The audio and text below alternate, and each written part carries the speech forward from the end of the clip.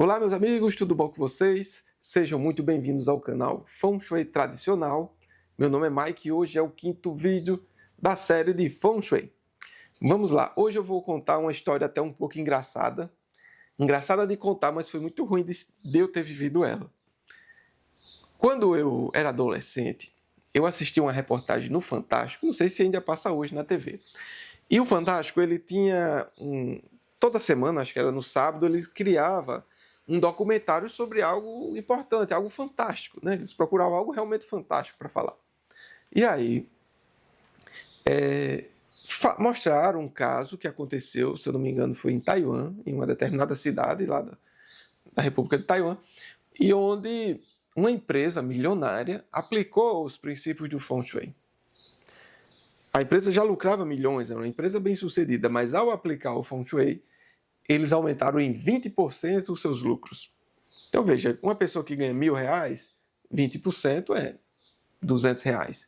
Mas uma empresa que lucra 100 milhões de dólares, 20% é 20 milhões de dólares. Então, para um negócio grande, isso aquilo era demais, né? Era um lucro muito bom. Então, eu guardei aquela informação na minha cabeça e esqueci. Quando eu tinha meus 22, 23, 24 anos, uns 10, 11 anos atrás, eu fui construir a minha primeira casa. E como diz a lei de Murphy, que por incrível que pareça, a lei de Murphy tende a acontecer, que diz o seguinte, a lei de Murphy, que um americano, né, um empresário americano que falou isso, que se você faz algo que não sabe o que está fazendo, tudo quanto você puder fazer de errado, de acontecer de errado, vai acontecer. Bem, é bem pessimista essa lei, mas acontece com muita frequência. E aconteceu comigo. Eu fui construir a casa aplicando o Feng Shui. Eu digitei no Google como aplicar o Feng Shui, como aprender Feng Shui. Aí veio lá no YouTube um monte de gente. Se você botar isso na sua casa, vai sugar a sua prosperidade. Faça essas 3 coisas que você vai ter prosperidade. Aprenda a aplicar o Bagua em 10 minutos. Coisa dessa natureza. E aí, esse tal de Feng Shui do chapéu preto, eles não chamam assim, mas toda vez que eles chamam Feng Shui, né, eles botam um Bagua e tem um cantinho da amizade, o cantinho do trabalho, o cantinho do sucesso, o cantinho da prosperidade. E por aí vai.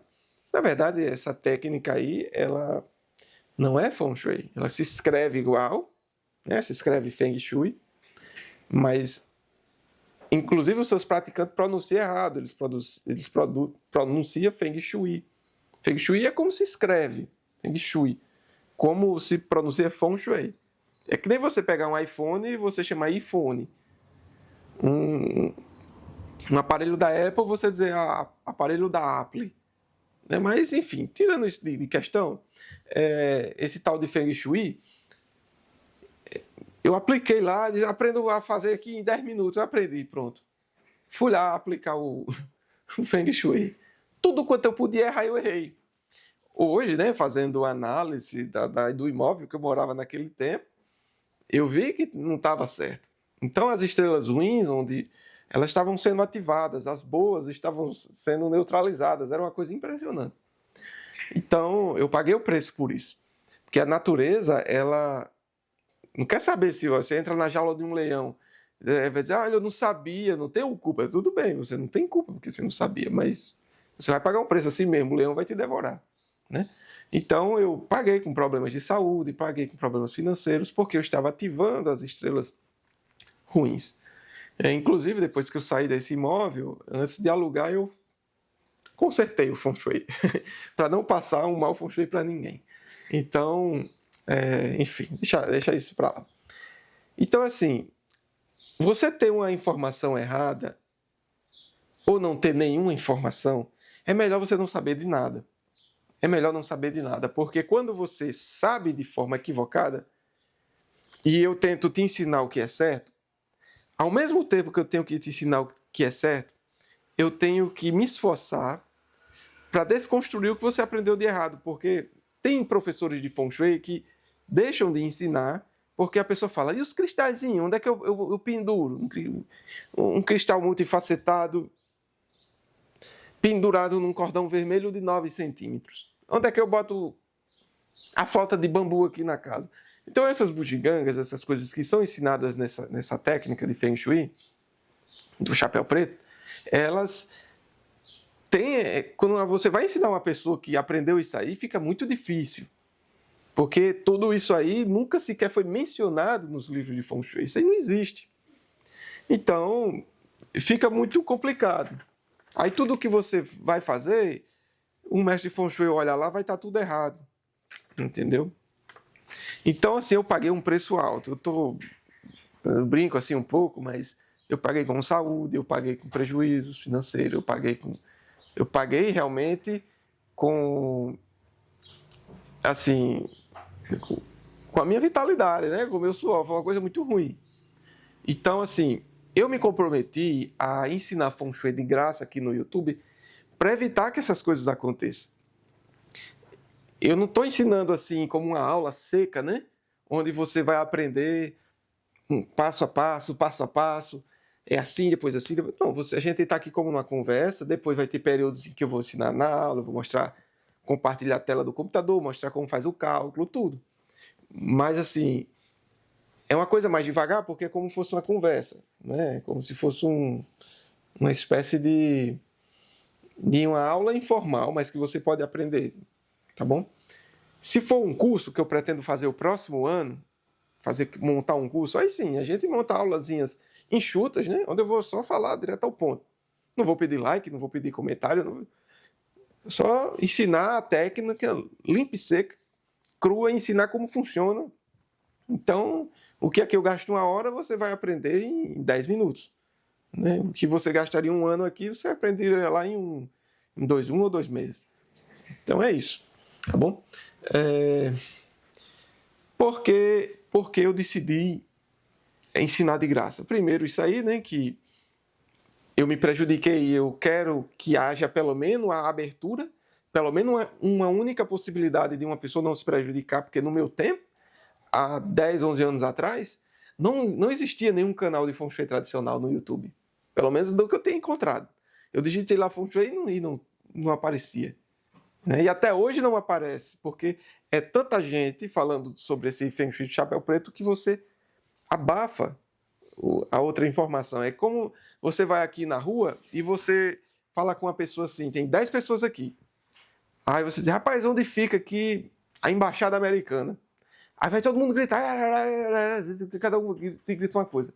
E uma pessoa fala baixinho, mas ela fala a verdade. Ela diz, é ali, tal canto, tal rua, endereço tal. Você não vai escutar. Você não vai escutar a pessoa que falou a verdade, porque os outros fizeram mais barulho. Então, o Feng Shui do chapéu preto é isso. É muito barulho que engole os outros. Entendeu? Infelizmente. E é o que dá mais view. É impressionante. Dá muito view, dá muita coisa. Enfim. E as consultorias são caríssimas. Agora, o Feng Shui do chapéu preto, ele tem lá o seu mérito. Foi criado por um psicólogo chamado Thomas Lin. Ele conhecia o verdadeiro Feng Shui, ele foi para os Estados Unidos e lá ele criou essa seita. Né? Não é eu que estou dizendo que é seita, é ele que disse que é seita, né? Feng Shui tântrico... Não, seita do Feng Shui tântrico tibetânico do chapéu preto. É assim, é o nome, né? É ele que disse, não é eu. Então ele criou essa seita e aí ele criou muitos discípulos e esses discípulos, assim, meio que endeusava ele. Ele se considerava, ele se auto-intitulava grande mestre, não sei o quê, um nome bem rebuscado. Então ele era uma autoridade religiosa, assim, e tal. E ele era psicólogo, ele entendia profundamente da psique humana. E aí ele criou esse sistema onde todas as áreas são benéficas, não existe nenhuma vibração ruim na casa, e vários simbolismos, bugiganga e não sei o quê. E aí, quando você acredita nisso firmemente, você pode atrair boa sorte, mas é pela sua fé. É pela sua fé e não pelo Uti que está presente no local. E fé por fé, eu prefiro a minha, que eu já sou cristão. Eu não vou substituir a minha fé por outra fé. Eu não quero fazer isso, e ainda mais por uma coisa dessa, né? E, enfim, Então pode fazer bem. Você pode fazer bem a um grupo de pessoas que tem uma substância mental específica cuja sua fé possa projetar esses benefícios.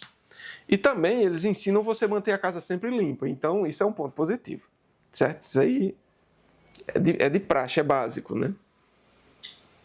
Então é isso. Agora sim, divulgar isso chamando de Feng Shui é errado. Porque isso é um desrespeito com todas as pessoas que dedicam anos de sua vida para aprender, para desvendar os mistérios do Feng Shui tradicional. É um desrespeito com toda uma linhagem sucessiva de mestres que legaram esse conhecimento para nós, deixou esse legado para nós. Eu acho assim uma falta de respeito, de verdade. Agora, se a pessoa que está praticando o Feng Shui, o Feng Shui do chapéu preto, ele não sabe disso, é perdoável, né? É perdoável. Então é isso, meus amigos. Que o Qi esteja sempre a seu favor. Que Deus abençoe a sua vida, que Deus abençoe a minha vida. E que você me abençoe comentando e curtindo esse vídeo. E que Deus ajude todos nós a ter uma vida melhor, mais saudável, mais próspera e mais feliz. Me acompanhe aqui nesse canal, fica comigo que você vai, com o tempo, você vai ficar muito mais inteligente do que você está hoje. Eu garanto a você. Você não sabe, não tem ideia do que vem pela frente. Tá bom? Fique com Deus.